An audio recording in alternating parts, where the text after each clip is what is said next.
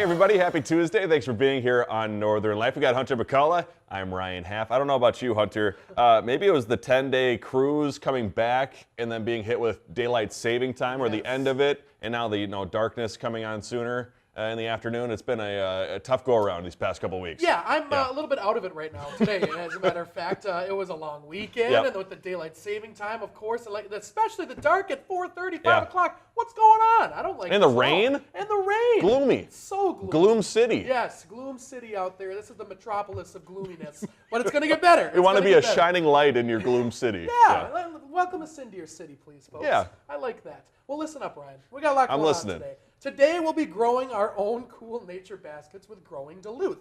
We learn more about the classes and products they offer to the public as Briggs and I make our own mushrooms for this week's Blindfold. Welcoming Briggs back on for a little bit here. Yeah, it is a stressful day for the nation and our news station and many news stations across the country. As it is election day, it's going to be a busy one. With so much going on and so many uncertainties on the horizon, we'll be helping to ease all of our election anxiety with a little video of this baby that I love so much. Somehow found that one. And we'll get to the answer as to why we vote on Tuesdays. Why is the baby playing a guitar? I don't understand. Nothing more American than a baby in the USA had played a guitar. It's true. No, that's a good point there. Bridget was just playing a guitar this past weekend, wasn't she? I don't know. I don't have video evidence of that, but it was my niece's first birthday over the weekend. It was also a great weekend, not only because of that party, but our former director Seth. If many of you have been here for the year plus we've done this show, Seth was with us for so long.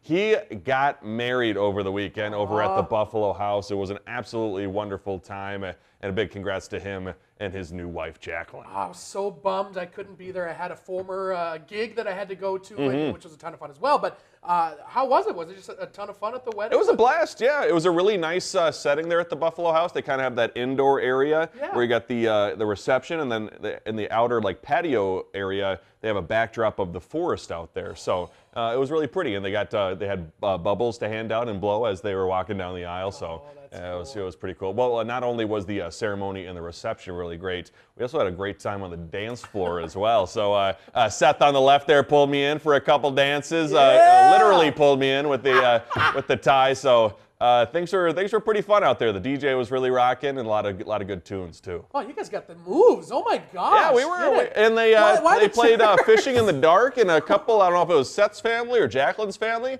They did it with chairs, and so I thought, why not grab my chair and be a part of that? Sure. And not only were they playing great songs, they also played the Northern Life theme song. I believe somebody requested it earlier, and so while they were introing Fishing in the Dark, they played the Northern Life song over that song. Did it mix well with? It mixed pretty well. It's kind of the same speed and kind of the same sound. I bet it sounded pretty darn good, actually. It was pretty nice. I wish I got a video of that because that was a really cool moment. But we were enjoying the wedding. And here's something I also learned over the weekend. I don't know what it is about getting older. Maybe it's because my hips don't work as well as they used to, or I don't have the core strength as a child. But doing a hula hoop or hooping is much harder as an adult than it was as a kid. They had the hoops out there by the DJ. There were a couple kids at the event, so keeping them busy. But I tried it out, and I still don't understand why it's so hard to do it nowadays.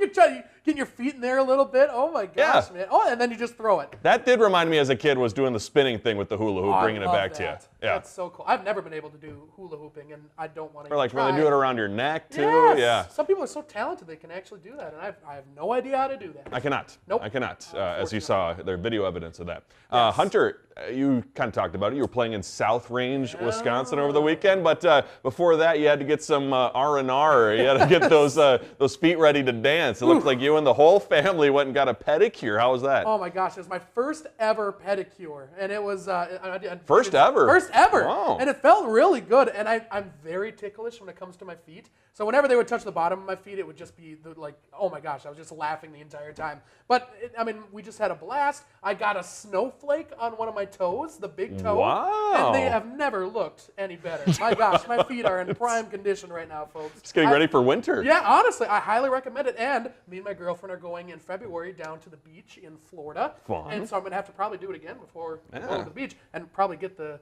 snowflake off my toe. Hey, get some suns or something. Yeah, a palm tree or something like that. What did they supply the beverages that were at that place? Or no, so they allow you to bring in outside beverages if you would like. So we had a couple of McGoldens or whatever, and it was a fantastic time. Then we went over to Aztecas right next door. Oh, had a good little stuff. Mexican food. It was a great start to the weekend. Nice, Then of course Log Cabin on Saturday was a blast too. Just so. rocking it. Yeah, good times. Bringing down the house. Well, Yeah. believe it or not, the official start of winter, snowflakes, a few weeks away. We've already seen a couple this year, but the folks living in New York getting a winter weather outlook, not from their meteorologists, but from an unexpected source in Niagara Falls. A rescued seal named Stryker is capturing the hearts of his visitors. He was rescued from the coast of New Jersey and is missing one hind flipper, sadly, but he has found a new job at the Niagara Aquarium predicting the weather. And so it's a tough decision to make in front of that crowd. Will the winter be cold or will the winter be frigid? And so Stryker has been right the past 4 years and predicts this year it will be frigid out there in western New York. And apparently Stryker's prediction doesn't get everyone's seal of approval. Yeah, I wouldn't think a lot of folks would like the frigid temperatures, but No. My gosh, I mean, we should hire the seal here as a meteorologist. 4 years in a row, perfect Yeah. accuracy. That's pretty impressive. Yeah, as you see with our football picks sometimes, I have 50-50 shot most of the time, and, Yeah. I don't get it right. So, No. getting 4 in a row is pretty impressive. Oh my gosh, that's amazing. Any predictions you want to make right now about our winter? But for our winter, well, when we talked about our winter forecast, we predicted that it's going to be overall warmer than average here Okay. in our area and slightly above average snowfall. So we'll see how our forecast compares with the seal over in the eastern part of the United States. I got to tell you, I've been to western New York because that's where my dad's from, and it gets cold out there. Yeah, oh my gosh. Just like here. Well, hey, coming up, Briggs and Hunter here making mushroom baskets with Growing Duluth. We'll show you our blindfold next.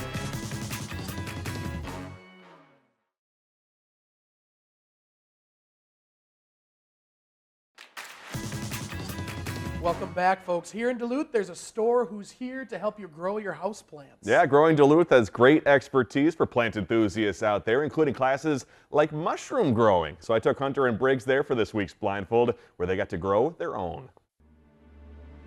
Mushrooms in general, different kinds of mushrooms, just like different kinds of vegetables, have different flavors to it. Really, really good mushroom dishes out there. And in order to get those, you have to either forage for them or try to grow them yourself. We take off our blindfolds? Okay, yeah, take them off. Right now? Yep. No? Oh, it's so bright I can't even see where we are. Growing Oh, Duluth. Growing Duluth. this is Whoa! We're here with Louise, right? Hi, Louise. Do you want to share what we're going to be up to today? Yeah, I'm going to teach you how to make an oyster mushroom basket and give you a little information on foraging mushrooms and mushroom identification and growing your own mushrooms and stuff like that. Is a mushroom a plant or is it in its own It's category? its own thing. Okay. Number one thing, you need an identification book. You have to know what you're doing. If you pick a mushroom and you're not sure, throw it out. It's better safe than sorry. There's only a few truly deadly ones in the area, but you don't want to risk it. These books are amazing because they have pictures of all of them. You can see some have gills. Some have these things, they're called boletes. They're little pores. Some have like little teeth looking things. And then when you go out and forage, you definitely need a book, a mushroom knife if you're gonna cut off from the tree. You want a nice knife with a little brush to get the dirt off. And then a basket to collect it in. The baskets you want to use for 2 reasons. One, to keep them fresh, and 2, when you're walking along, it spreads the spores, and then it kind of reseeds itself around. That's cute. When you get a little grow kit like that you can take home, they have you cut it open so it can be exposed to the oxygen, which will make the mycelium go crazy. This mycelium is starting to get little hairs on it, and then that's going to get bigger and bigger and turn into these kind of mushrooms. This is a blue oyster mushroom. What we are doing today is we are going to make a basket. All right, so yeah, take about a clump, a handful. Reach over here so that I can. You got it, you guys. All right. Pump it up. So, and then you want it maybe to be like kind of flat on the bottom? Yep, flat on the bottom. How's that for a clump, or should I have more? Or maybe. You can do maybe just a little bit more. Okay. A little more clump. There we more go. hair. My kits tended to grow down, so and Okay. fill in mostly in the bottom. And then take a handful of that and just break How's it it up. feel? Yeah, what's it feels feel like? like a cake. Oh, sure. Yeah. Okay, that's good. So nice, fine, small pieces. Yeah. What the mushrooms grow in is called a substrate, and so they used sawdust on this one. Oh, okay. Wow. So you just spread it around. Yeah, break it up really small. Real small. It almost kind of looks like, like if you crushed up a powdered donut and Yeah. put it in there. Very blue cheese-like. Sure. All right, and then once that's done, you do another layer, maybe a little bit thicker than the previous one. Okay. Excuse me. If you have mushrooms growing in your yard, it's a really good thing. That means your soil is healthy. Mushrooms are a way for plants and trees to communicate with each other. So if a tree is starting to die, it'll send out its nutrients and its signals to other trees in the area through the mushroom. And so it sends out information to the other trees nearby and gives them the energy that they're kind of losing. I'm assuming like kind of unsung heroes of the forest. Yes, they really are. All right, then keep layering. All right. Well, It's looking good, guys. Yeah. Thank you. Look at that. I'm pretty proud of my basket. There's gonna be some happy fruits coming out of you. Oh, think yeah. so. We're going to be harvesting for years. So the nice part about this is it doesn't need a lot of light. So you could throw this in your garage if you want to, because it can tolerate that's cool. cooler temperatures. The cable area in Wisconsin is one of the most diverse areas in the United States for mushrooms. The National Mycology Society has their foray there every year. And they had, I think last year they collected over 400 varieties there. So Just in cable? yeah, yep. It's 3 different forest types are together. So you got a lot of different trees, and it's just a perfect environment for it. What's the timeline for this? Well, if you keep it wet, I'd say about 4 weeks. Okay, wow. Sweet. And then you can do a final one of the straw, and then Perfect. it's good to go. Cool. Oops, sorry. Wow, that's okay. Um, This is user friendly. It Very is. Easy. Yes. Yeah, we wanted to show that mushrooms can be easy, aren't too intimidating to do. The grow kits are a nice way to just do it inside. Oyster mushrooms like to grow in the spring and fall in cooler temperatures. So this is a great thing for the fall activity to do. Great. Cool. Got a bunch of cool baskets. Yeah, oh my gosh. So she said it takes about 4 weeks to grow. We're in week 3. And she also said that you're not supposed to put it in super cold environments. I've left it outside here for the past 3 weeks. It is very wet right now. It's supposed to stay wet, but so far no mushrooms coming out of it quite yet. So. Maybe we'll get some evidence from Hunter tomorrow as to how his basket's going. And during the package, I texted Briggs to see if there's any positive update on hers, so we'll have to wait and see. But coming up on November 14th, you can learn how to grow your own mushrooms with Growing Duluth, as they're hosting a class in their greenhouse classroom where you can learn the basics of mushroom identification and all of those varieties. You can find more information at growingduluth.com. Big thanks to them. Well, hey, coming up, we'll get you in a better headspace before tonight's election coverage. Be sure to join our team later tonight. We'll see you in a little bit.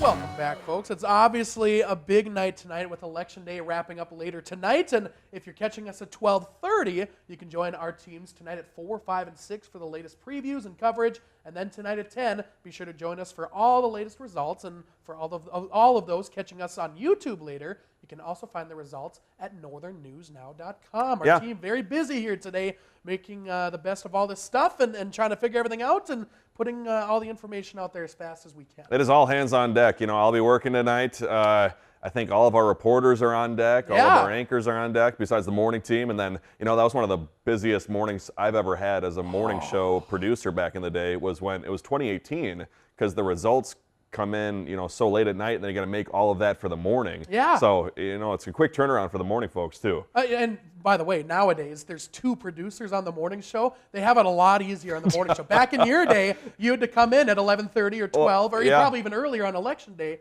to make all that stuff, and then you had to anchor the show by yourself, right? Yeah, and we had the 2 competing morning shows at the time, too. We had the CBS and NBC, so now it's all together. So we're a team now. Yes, it's a lot easier, way less of a headache. So that was very nice. It's easy now. I came across an article online asking a good question about the day. Why is Election Day on a Tuesday? So ever since the year 1845, Election Day has occurred on the Tuesday after the first Monday in November. Congress's decision is due to the way of life back then. So November was usually when farmers were done with their harvest, and it was right before our harsh winters. And according to History.com, Tuesdays were ideal as it allowed voters who lived far away from most polling places a 2-day travel window for Election Day. And Wednesdays were market days for farmers, and while the weekends were off the table due to Sunday services. You learn something new every day. That's very interesting. I had no idea. It makes sense, you know, if people lived out in the country, they had to travel all the way in to cast their vote, and to travel all the way back. That'd be quite the journey. It sure is nice now. You know, I'm out in the country. My polling place is only, I don't know, 5 miles away. Oh, that's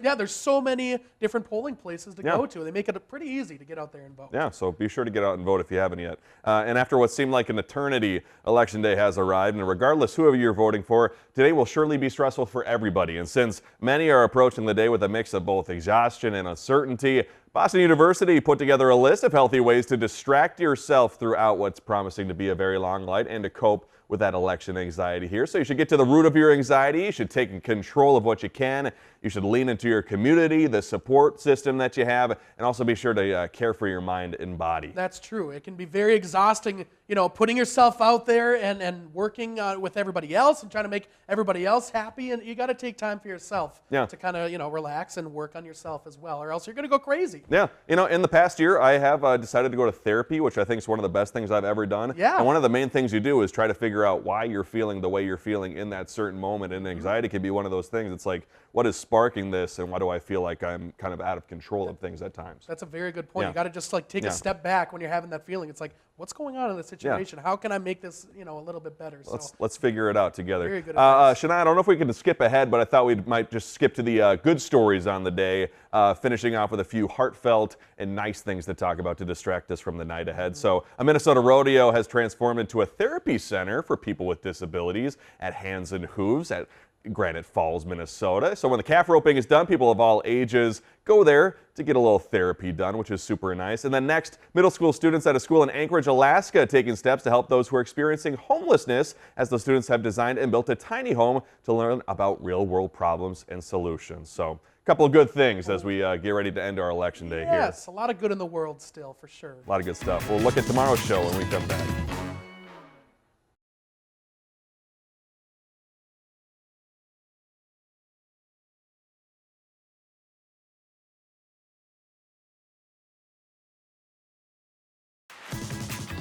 Well, when we see you again tomorrow on Northern Life, Rachel Hackbarth is testing out another product called the H2O Steam Mop. It's designed to transform into multiple cleaning devices, from a mop to carpet cleaner and even a clothing steamer. We'll see her put it to the test tomorrow for this week's Does It Work? Anybody could use something like this, right? It seems like it would be a good product, but we'll have to see. And a lot of times it looks like it's going to be good, and then it kind of isn't the best thing in the world. And for $170, it looked like, hopefully it does all those things very well. Sheesh. But before we go today, the balloons for the annual Macy's Thanksgiving Day Parade have officially made their first test flight in Rutherford, New Jersey. This year marks the 98th Macy's Thanksgiving Day Parade. New and returning characters will take flight for the holiday tradition, which begins early morning on November 28th.